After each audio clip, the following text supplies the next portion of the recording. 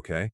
She called me on a Tuesday afternoon, and I could tell by the way she started the sentence, "Dad, I just want to be upfront with you," that whatever came next was going to hurt.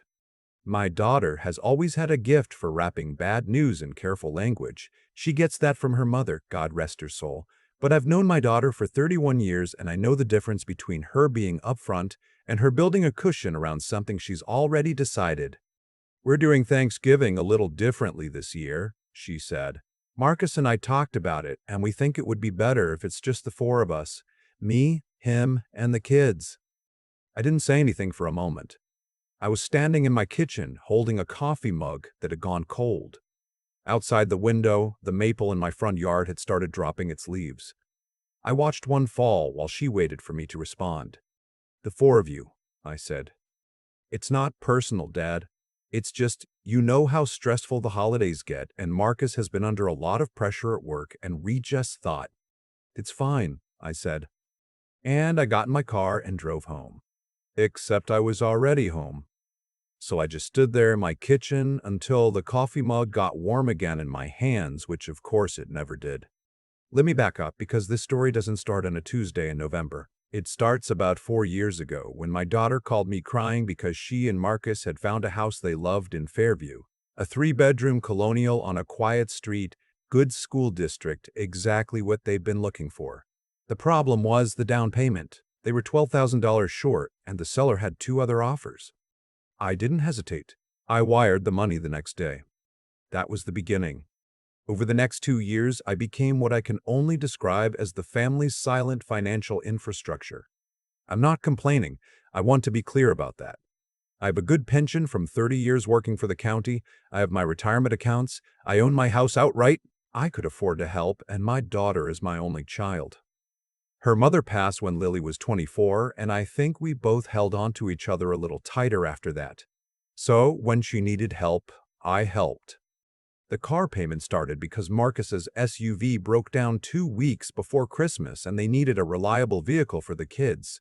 I told them I'd cover the lease for a year while they got back on their feet. A year turned into 3. The grocery deliveries were my idea, actually.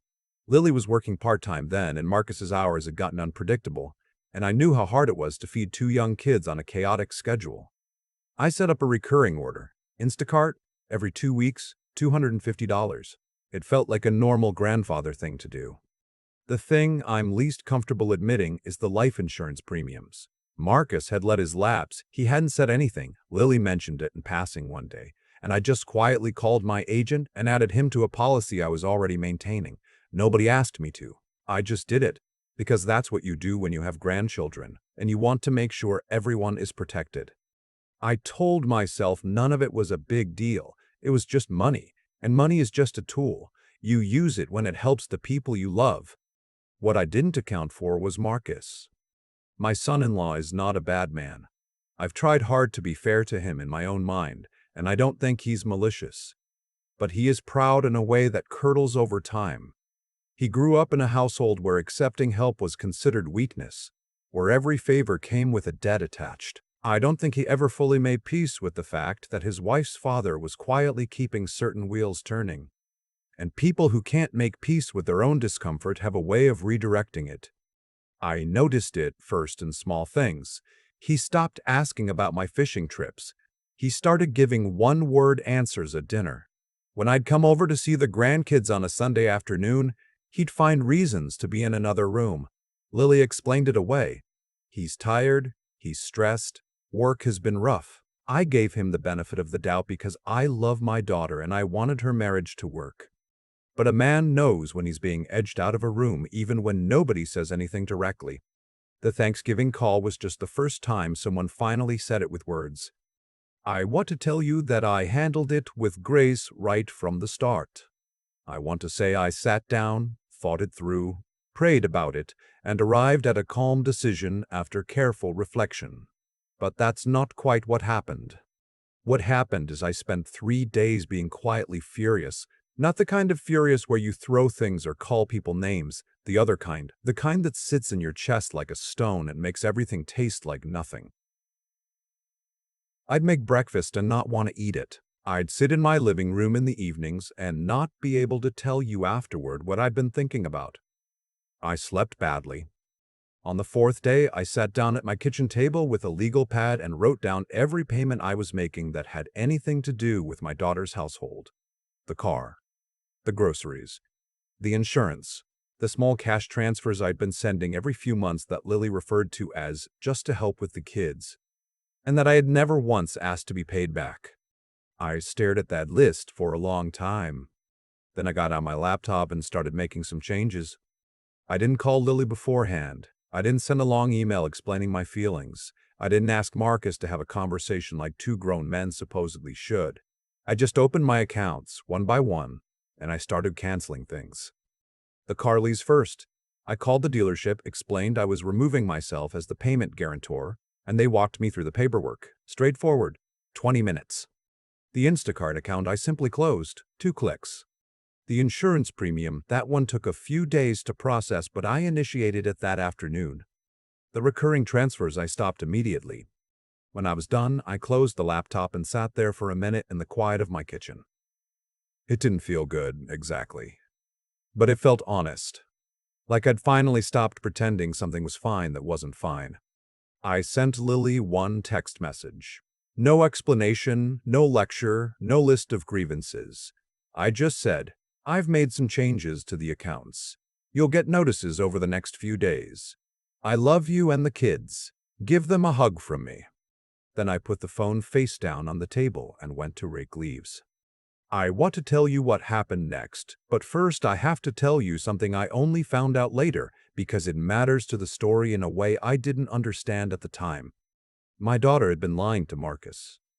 Not about me, or not only about me, about money generally, about where the car payment came from, about why the grocery bills seemed manageable when they shouldn't have been, about how they were somehow making it work in a house that size on their combined income. She had let Marcus believe they were doing it mostly on their own.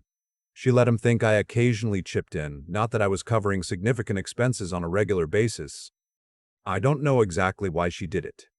I have my theories. I think she was protecting him from his own pride.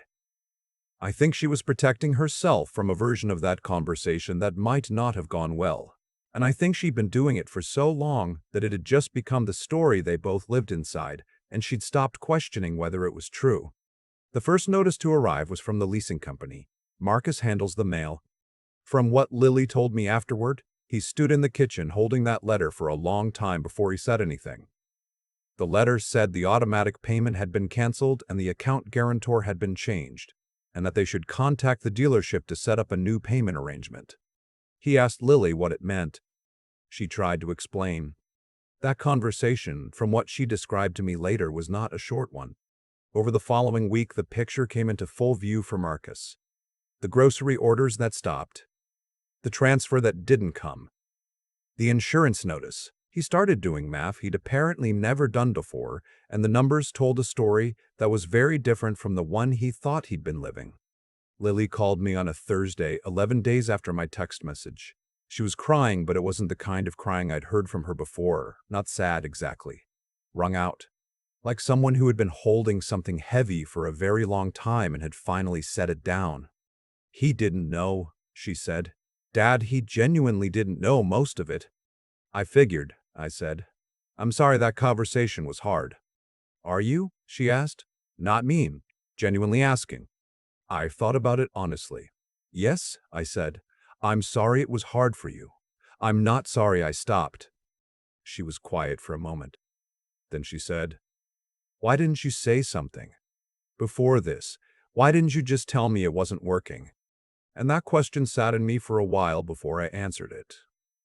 Because it was a fair question. A completely fair question. Because you didn't invite me to Thanksgiving, I said finally. And it wasn't really about Thanksgiving. She knew what I meant. I know she did because she didn't argue with it. Here is what I understand about that moment. Looking back, I had spent 4 years making myself useful in the background. I had been the thing that made things possible. The down payment, the car, the groceries, the insurance. And I had done it without expecting praise or gratitude because that's not why I did it. I did it because she's my daughter and those are my grandkids, and that's just how I'm built. But somewhere along the way, invisible became synonymous with unwelcome. And when Lily called me that Tuesday to tell me I wasn't part of the nuclear family anymore, some part of me finally understood that I had helped them build a life I wasn't allowed inside of. I'm not saying my stopping the payments was entirely clean. I know it wasn't. I know the grandkids didn't ask for any of this, and I know Lily and Marcus went through a genuinely hard few weeks sorting out the financial reality they were suddenly facing. The leasing company wasn't accommodating. Setting up new grocery arrangements took time they didn't have. The insurance gap was stressful. I know all of that. I'm not proud of every part of how this unfolded. But I also know this. The conversation Lily and Marcus had to have, the one she'd been avoiding for years, was one they needed to have. Not because I engineered it, but because it was already there, waiting. I just stopped being the thing that allowed them to keep waiting. Marcus called me about 3 weeks after all of this started. I almost didn't pick up, to be honest. But I did. He wasn't angry, which surprised me. He was quiet in the way that men get when they've had to rearrange something they thought they understood. I owe you an apology, he said, for a lot of things, but specifically for Thanksgiving. You didn't make that call alone, I said. No, he said, but I influenced it, and I shouldn't have. We talked for about 40 minutes. It wasn't a magic conversation. We didn't solve everything and shake hands and agree that the past didn't happen. But it was honest, and that was more than I'd had from him in a long time. He told me he didn't know how to feel comfortable around me when he felt like he owed me. I told him I never wanted him to feel like he owed me anything, that it was never about debt. He said he understood that now, but that it hadn't felt that way from where he was standing. I said I heard him. We didn't agree on everything. I still think the Thanksgiving decision was wrong, and I'm not sure he fully believes that. But we're two men who were both navigating something badly, from opposite sides, and neither one of us handled it perfectly. Thanksgiving that year, I spent it with my neighbor Philip and his family. His wife had cooked enough food for 12 people, and there were only 8 of them, so my arrival was more welcome than not. I ate well. I watched the game. I helped his youngest daughter with a puzzle she'd gotten frustrated with. It was a good day. Quieter than the ones I'm used to, but good. Lily texted me that evening, just, I miss you, Dad. I'm sorry. I wrote back, I miss you too. We'll figure it out. And that's the thing I want to say to any father out there who has found himself in the background of someone else's life. Someone whose life you helped build, someone you love completely. There is a difference between being generous and being invisible. You are allowed to be one without being the other. I never wanted my daughter to hurt. I never wanted Marcus to feel humiliated or Lily to have a hard conversation with her husband. But I also needed them to see me, not the money, not the convenient grandfather who shows up when needed and disappears when he's not. Me. I don't know exactly where things go from here. Lily and I talk more now than we did before. Real talks. Not the kind where everything is fine and nobody says anything true. Marcus and I are finding our way back to something. The grandkids don't know any of this happened, and I intend to keep it that way. My maple tree lost all its leaves eventually. By December, it was just bare branches against a gray sky. But I've lived in this house long enough to know what that tree looks like in April. I can wait. I've been thinking about that maple tree a lot lately. The one in my front yard that drops everything in November and stands bare for months before anyone believes it'll come back. There's something in that image that feels true to me now in a way it didn't before any of this happened. What I did, canceling those accounts, going quiet, letting the consequences land where they needed to land, wasn't something I planned.